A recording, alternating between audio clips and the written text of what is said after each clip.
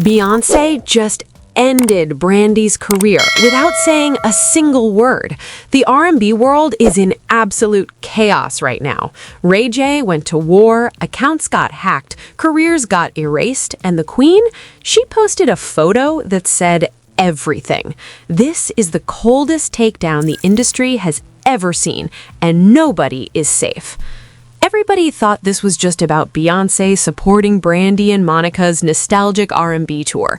Fans were hyped, two legends reuniting, Queen Bee showing love. That was the story everyone ran with at first.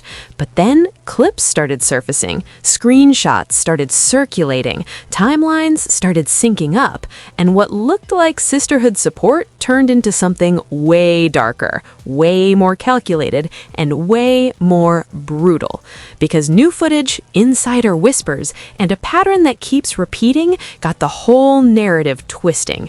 This isn't about a casual snub anymore. This is about systematic erasure, psychological warfare, and a message so cold it froze the entire industry. Let me break down exactly what happened, because this is where everything starts getting insane. Beyoncé showed up to the Boy Is Mine tour multiple times, multiple cities, multiple nights, and every single time the same chilling pattern played out. She'd arrived backstage, cameras ready, VIPs watching, fans recording every moment. She'd smile, hug, pose for photos with dancers, backup singers, crew members, even Monica. But Brandy?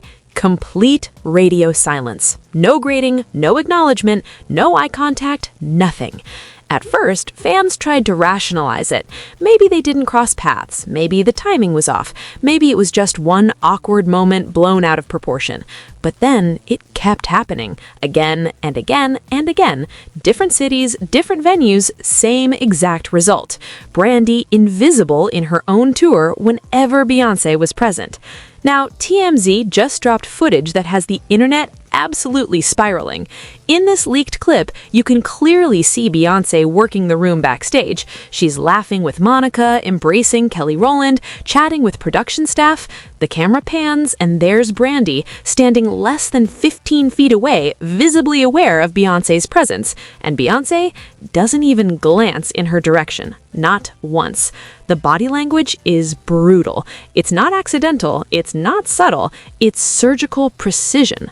And for anyone who doesn't know, this is Brandy's tour, her comeback moment, her chance to reclaim her legacy in front of fans who've been waiting decades for this reunion. And the most powerful woman in music just showed up and treated her like a ghost. But it gets even crazier. Online detectives took this to a whole new level, digging into every detail like they on some CSI mission. They started studying camera angles, timestamps, Instagram story sequences, even analyzing who got tagged in posts versus who got cropped out.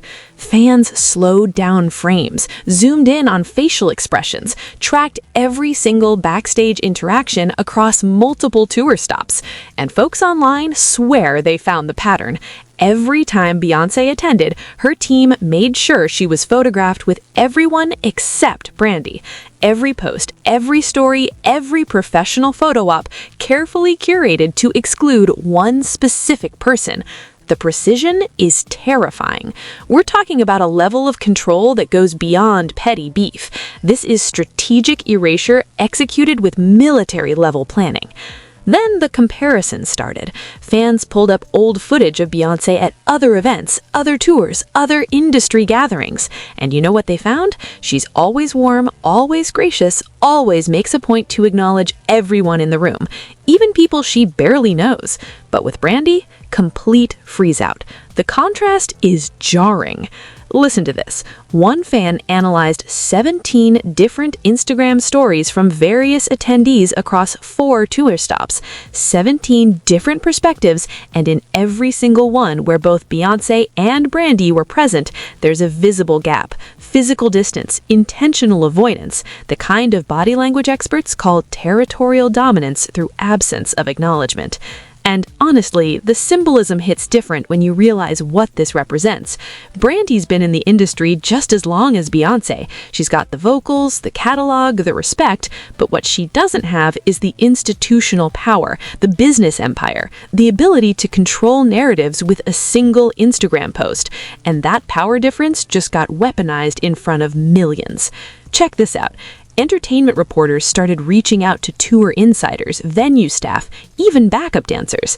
And while nobody wanted to go on record, the whispers paint a consistent picture.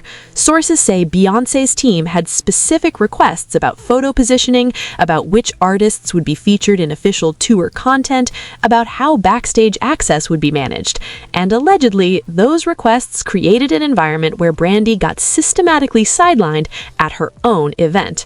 Now, let's keep it real. None of this is confirmed on record. But when you got this much smoke, when you got this many people seeing the same patterns, when you got footage that keeps supporting the same narrative across multiple cities and multiple weeks, it stops feeling like coincidence and starts feeling like strategy. The internet is buzzing with frame-by-frame breakdowns. People are creating side-by-side comparisons showing how Beyoncé interacts with other artists versus the complete absence of interaction with Brandy. The evidence isn't just anecdotal anymore. It's documented, time-stamped, and impossible to ignore. And it gets worse for Brandy, because while all this was happening, while fans were connecting these dots and building this narrative, she couldn't say anything. She couldn't defend herself. She couldn't even acknowledge what everyone was seeing. Because how do you call someone for not interacting with you? How do you prove intentional avoidance? You can't. That's the genius of it. It's the perfect crime. No words, no receipts, just calculated absence that speaks louder than any diss track ever could. Think about it. Beyoncé didn't need to say Brandy's name, didn't need to throw shade in an interview, didn't need to post a cryptic message. She just showed up, dominated the narrative, and left Brandy erased from her own moment. That's a level of power most people can't even comprehend. Reports say that during the height of Destiny's Child's Survivor era and Brandy's Full Moon era, there were behind-the-scenes conflicts about radio play, about playlist positioning, about which artist labels were prioritizing. And when you're both fighting for the #1 spot, when you're both being told there's only room for one queen, that breeds competition that doesn't just disappear because decades pass. Think about it from Beyoncé's perspective. She's spent 20-plus years building an untouchable legacy. She's controlled every narrative, perfected every rollout, eliminated every threat to her throne. And then Brandy announces a major nostalgia tour with Monica, tapping into the exact era when their careers were competitive. The exact moment when Brandy had advantages Beyoncé didn't have yet. That can trigger something. That can remind someone of a time when they weren't the undisputed winner. Now, some insiders claim there's a specific incident that reignited old tension. Allegedly, during early tour planning, Brandy's team reached out about potential collaboration or a surprise appearance. The idea was floated about Beyoncé possibly joining them on stage for one song, creating a massive viral moment that would dominate social media and give the tour even more momentum. According to these whispers, the request was declined through management. Not directly, not with explanation, just a polite, "schedule doesn't allow" response that felt dismissive. And that's when things allegedly shifted. Because Beyoncé didn't just decline, she showed up anyway, multiple times, but on her terms, controlling the narrative, the photo ops, the headlines, without giving Brandy the validation of acknowledgment or collaboration. It's the ultimate power move. I'll be here, but not for you. Let's talk numbers for a second, because the financial angle matters here. The Boy Is Mine tour was Brandy and Monica's chance to capitalize on nostalgia, to tap into millennial audiences willing to pay premium prices for a piece of their childhood. Early projections estimated the tour to generate 15 to 20 million in revenue if it hit all major markets with strong pre-sales. That's significant money for both artists, especially Brandy, who's been more selective with touring in recent years. But here's the thing. When Beyoncé starts attending your shows, she doesn't boost your brand, she becomes the story. Every headline shifted from Brandy and Monica reunite to Beyoncé spotted at Boy Is Mine tour. Every photo recap featured her front and center. Every viral moment revolved around her presence. The tour was still successful, but the narrative got hijacked. Brandy's comeback moment became Beyoncé's supporting appearance in the media cycle. And the timing is suspicious, because right as the tour was gaining momentum, right as Brandy was getting positive press about her vocals being better than ever, right as younger audiences were discovering her catalog, Beyoncé started showing up. Coincidence or calculated interference?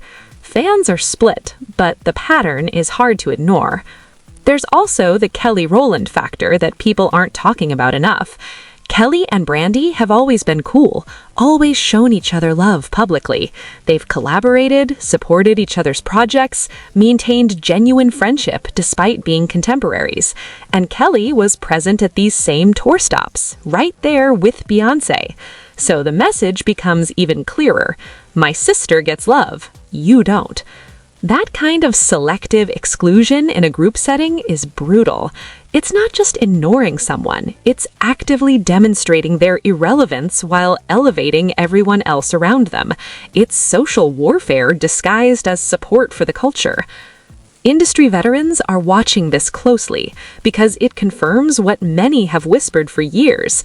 There's a tier system, and Beyoncé controls who gets elevated and who gets frozen out.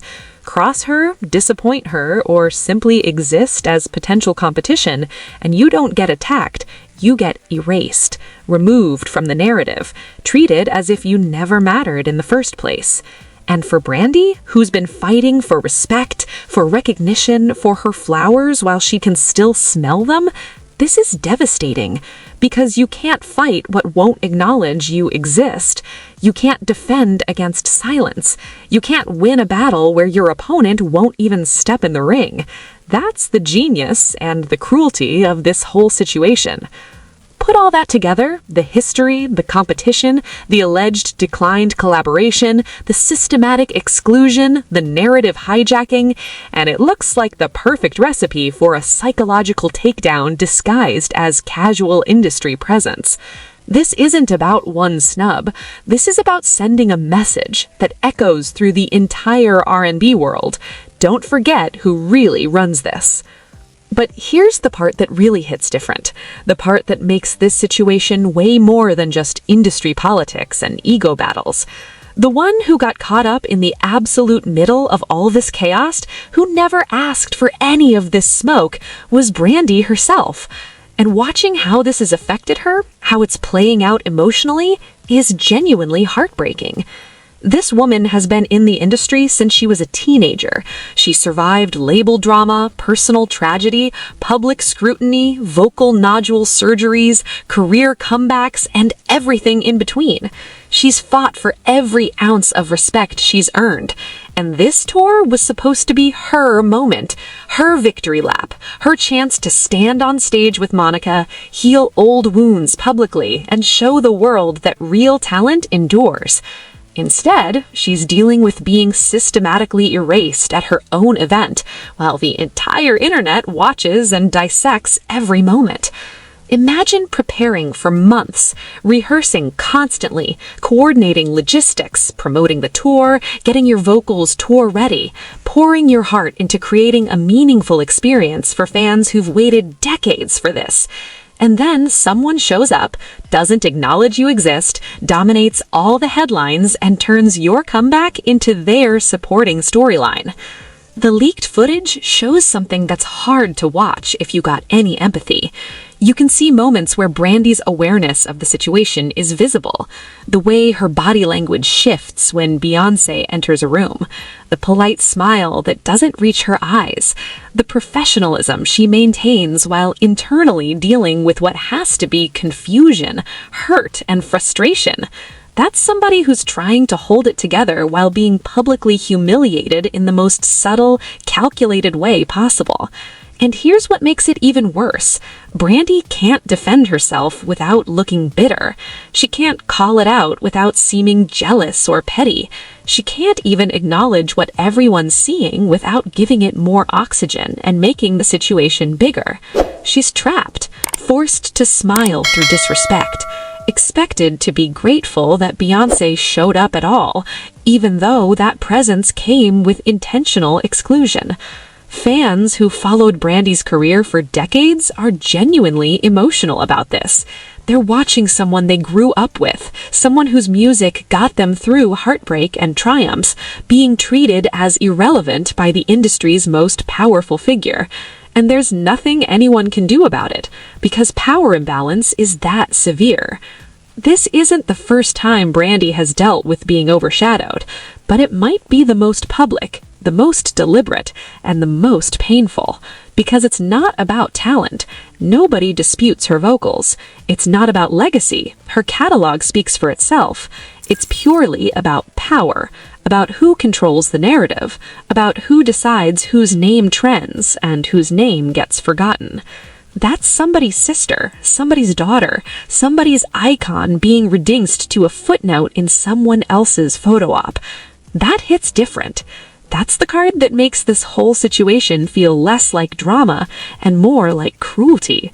And watching fans try to defend her, try to give her flowers, try to counteract the erasure while knowing it won't change the power dynamic is genuinely sad. The trauma of being publicly disrespected while having to maintain professionalism, while having to keep performing, while having to pretend everything's fine is something most people will never experience. But Brandy is living it right now, in real time, while millions watch and debate and create memes. That's messed up. That's the human cost of industry politics that people forget about when they're focused on the tea and the drama. Now, this is where the situation goes from cold to nuclear, because what happened next turned this from silent shade into a full-blown industry crisis that nobody saw coming.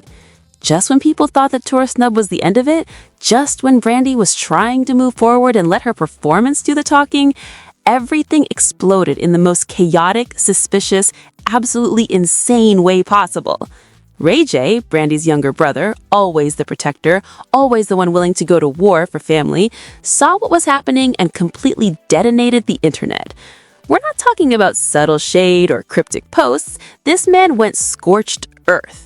He dropped a video rant calling out Beyoncé and Jay-Z by name, making serious allegations about industry politics, about powerful people using their influence to destroy careers, about his sister being targeted and disrespected while everyone stayed silent.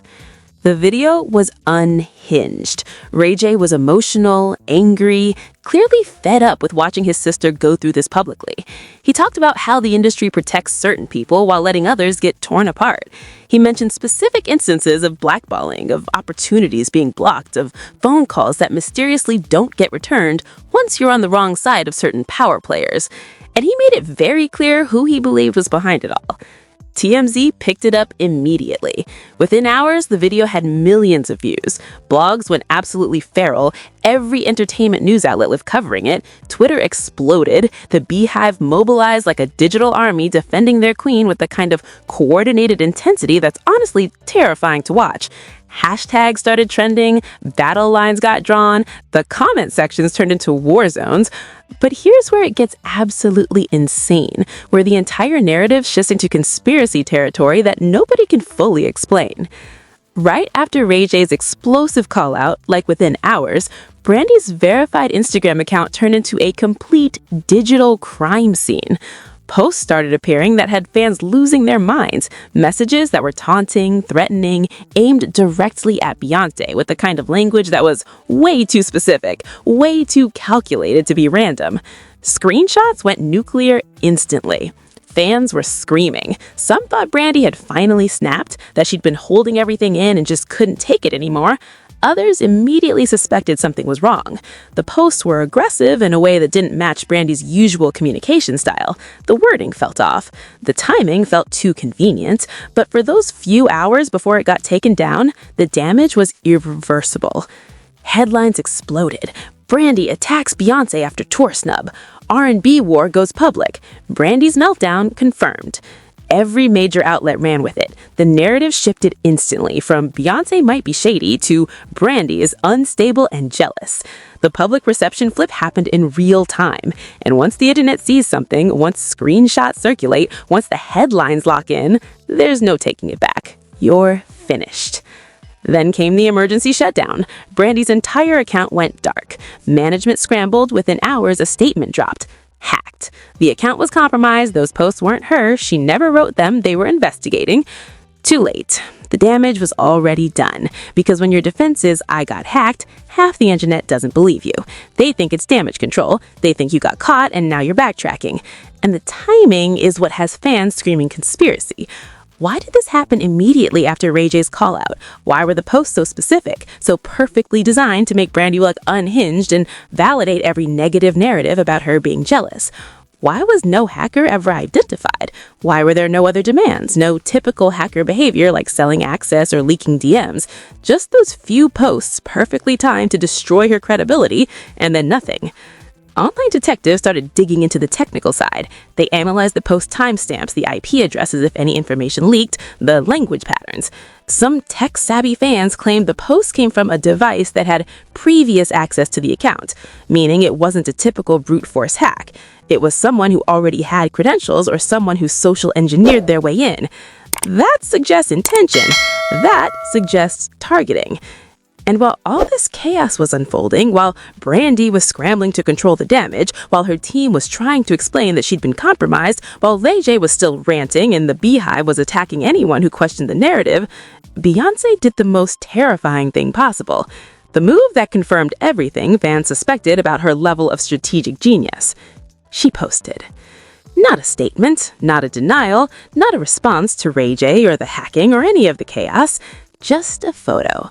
A beautiful, glowing, perfectly curated backstage moment, and in that photo was Kelly Rowland. Smiling, embraced, clearly loved, clearly elevated.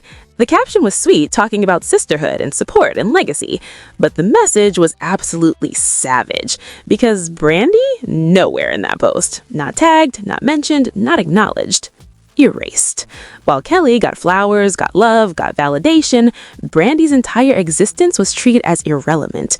The subtext was deafening. This is who I choose to celebrate. This is who matters in my world. And you're not even on the list. Fans absolutely lost their minds. The comments were ruthless. She said everything without saying a word. This is how you end a career silently. The queen doesn't respond to peasants. She just keeps thriving. Cold, calculated, brutal. This is why she's untouchable. The symbolism of posting Kelly at that specific moment, right when Brandy was most vulnerable, right when the hacking scandal was trending, was devastating. It wasn't defense, it was domination. It was a reminder that Beyoncé doesn't fight on your level. She operates in a completely different stratosphere where your chaos is beneath her notice, except when she chooses to subtly remind everyone of the hierarchy. Then came the image that pushed this into absolute legend territory. An alleged tour poster started circulating online with Brandy's face literally cut out, like someone had taken scissors and physically removed her from the promotional material. Real or fake? Nobody knows for sure. Some say it was fan-made to illustrate the erasure metaphorically. Others swear it was actual internal document that leaked from tour production. But here's the thing. It didn't matter if it was real. The symbolism was so perfect, so devastating, that it became the visual representation of everything happening. Brandy's face cut out, removed from her own tour while everyone else remained. That image spread like wildfire. It became the meme. It became the story. Because Beyoncé doesn't attack loudly. She doesn't need to. She disappears you. She removes you from the narrative so completely that people forget you were ever part of the conversation. And that's exactly what happened here. What started as Brandy's comeback tour ended with her being a cautionary tale about what happens when you exist in proximity to power without permission to be equal to it. There are whispers about Amerie, too, whose career trajectory shifted dramatically right around the time she and Beyoncé were both working with the same producers. Amerie had one thing, a massive hit that should have launched her into superstardom, but follow-up success never came at the level expected. Fans have theorized for years about industry politics, about production credits, about behind-the-scenes conflicts that led to her momentum stalling while Beyoncé's kept building. And here's what's wild. None of these situations have definitive proof of direct interference. That's the beauty of the strategy. It's all subtle, it's all circumstantial, it's all deniable. But the pattern is undeniable. Artist crosses Beyoncé or exists in competitive proximity, fans attack, industry energy shifts, career momentum dies, and Beyoncé never says a word, never addresses it directly, just keeps thriving while others fade into the background. Meanwhile, fans online been working like full-blown investigators, creating timelines, connecting dots, building comprehensive documentation of every instance where someone allegedly got frozen out after a Beyoncé situation.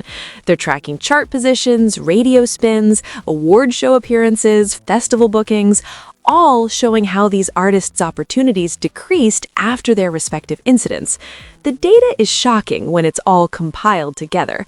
Some people defend it by saying that's just how the industry works, that talent and timing matter more than alleged blacklisting, that these artists had other issues contributing to their career declines, and maybe that's partially true. But when you see the same pattern playing out over and over, when you see the fear in how other artists talk about Beyoncé, always careful, always complimentary, never willing to even hint at criticism, you realize there's power at play that goes beyond just talent. And this Brandy situation is following the exact same playbook. The silent treatment, the strategic photo ops that exclude her, the social media dominance that shifts narratives, the fan base mobilization that attacks anyone defending her, the industry figures staying quiet instead of calling out the obvious disrespect. It's like watching history repeat itself in real time, but with higher stakes, because this is happening to someone with Brandy's legacy and catalog. The bigger conversation happening in industry group chats, in private messages, in hushed conversations at events, is about fear, about how even established artists with decades of success are nervous about accidentally crossing an invisible line, about how younger artists study these situations like case files, learning what not to do if they want longevity, about how the power structure has created an environment where silence is survival and speaking up is career suicide. And that's messed up. That's the part that makes this bigger than celebrity drama, because it shows how concentrated power, when combined with massive fan bases and industry influence, creates systems where people can be systematically erased without anyone officially doing anything wrong. No lawsuits, no violations, just strategic absence and calculated silence that achieves the same result as overt sabotage. So where does this leave everyone involved? And more importantly, what happens next? Because the dust hasn't settled. The story keeps evolving, and the consequences of this entire situation are still playing out in ways that could reshape R&B politics for years to come. Let's break down the current state and where this could potentially go, because the speculation is absolutely wild right now. For Brandy, the damage is significant, but possibly not permanent. Her core fan base is loyal. They've supported her through everything, and they're not abandoning her now. The tour is still successful financially. Her vocals are still undeniable. But the narrative shifted. Instead of Brandy's triumphant comeback, it became Brandy's drama-filled tour. Instead of trending for her performances, she's trending for being snubbed. That psychological weight affects confidence, momentum, future opportunities. Even if she bounces back, this moment will be referenced forever. There's speculation that Brandy might address this directly at some point, maybe in a song, maybe in a carefully crafted interview, maybe through a documentary about her career. Fans are begging her to tell her side, to break the silence, to defend herself. But the strategic question is whether that helps or hurts. Does speaking up give her power back, or does it validate the bitter, jealous rival narrative? It's a lose-lose position, which is exactly what makes this power play so effective. Ray J, meanwhile, has painted himself into a complex corner. He defended his sister, which is admirable and what families should do, but he also potentially made everything worse by turning a subtle situation into explicit conflict. The Beehive now has a clear enemy. Brandy got associated with his rant even though she didn't say those things herself, and the hacking that happened right after his call-out looks extremely suspicious in ways that cast doubt on their entire family's credibility. Some fans wonder if Ray J's protection actually became sabotage. For Beyoncé, this situation reinforces her untouchable status. She navigated the entire controversy without saying a word, didn't defend herself, didn't acknowledge it, didn't break character, and she still won the narrative battle because her fan base did the work and her silence was interpreted as being above the drama. It's a masterclass in power retention. She proved once again that she doesn't have to fight battles directly. Her position and influence do it for her. But there's potential long-term reputation costs that some observers are noting. Every time these situations happen, every time a pattern of exclusion and erasure gets documented, more people start questioning the humble queen image. Younger audiences especially are more critical, more willing to call out problematic power dynamics even from beloved figures. The Beehive is massive, but there's a growing contingent of people who see these patterns and feel uncomfortable about what they represent. Industry-wise, other artists are taking notes. They're watching how this played out, learning the unspoken rules, understanding the invisible lines they can't cross. Some will be more careful about how they position themselves in relation to Beyoncé. Others might band together quietly, creating alternative power structures that don't depend on her approval. The impact on industry politics could be significant even if it plays out behind closed doors. The speculation about future collaborations is particularly interesting. Will Monica distance herself from Brandy to avoid association with someone who got frozen out? Will Kelly Rowland face pressure to publicly choose sides? Will other R&B legends like Mariah, Janet, or Amerie comment on the situation or stay strategically silent? Every move from here gets analyzed for what it signals about allegiances and power dynamics. There's also whispers about potential receipts, about people who witnessed things firsthand and might eventually speak up, about documentation that could shift narratives if it ever surfaced. The entertainment industry is full of people who see everything and say nothing publicly, but talk extensively privately. If enough of them start feeling safe to share their observations, if the culture shifts enough that calling out concentrated power becomes acceptable, we could see revelations that recontextualize everything we thought we knew as the happy truth. And finally, the biggest question, what does this mean for Beyoncé's legacy long-term? Will she be remembered solely as the greatest entertainer of her generation, or will these situations become part of the conversation too? Will future documentaries about this era address the power dynamics, the alleged blackballing, the systematic exclusion of competitors? Or will those stories remain whispers that never quite make it into official narratives? That's still being written, and everyone involved is playing their part in how that history gets told. Stay locked in, because this story is far from over, and the fallout from this situation is going to keep evolving in ways nobody can fully predict right now. More details are dropping every day, more insiders are whispering, more fans are connecting dots, and reports say there might be even more to this story that hasn't surfaced yet, things that could completely change how we understand what happened behind the scenes at this tour. We're talking about potential interviews where people finally speak up, possible leaked footage that shows even more interactions people missed, maybe even industry figures deciding they're done protecting powerful people at the expense of truth. The culture is shifting. People are tired of watching talented artists get erased while everyone pretends not to see it happening, and that pressure might force conversations that have been avoided for too long. So, here's what I need from you. Drop your thoughts in the comments and be honest. Do you think Beyoncé intentionally snubbed Brandy, or is this whole thing being blown out of proportion by fans looking for drama? Do you think the hacking was real, or do you believe something else was going on with that situation? And here's the big one. Do you think Ray J helped his sister or accidentally made everything worse by going public so aggressively? I want to know where you stand, because this situation has the internet completely divided. Some people are riding hard for Beyoncé, saying she doesn't owe anyone acknowledgement and her presence alone was support. Others are defending Brandy, saying the disrespect was obvious and the industry's silence about it is cowardly. And then there's people in the middle trying to figure out what actually happened versus what narrative got constructed. Tell me your perspective in the comments right now. Make sure you like this video if you want me to keep covering this situation as it develops, because trust me, there's more coming. Hit subscribe so you don't miss any updates when new information drops, because you know I'm going to be all over this story. And turn on post notifications so you're the first to know when I upload breaking coverage, because things are moving fast and you don't want to be late to the conversation. I appreciate every single one of you for rocking with me, for engaging with this content, for bringing your perspectives and keeping the discussion going. You make this channel what it is, and I see you.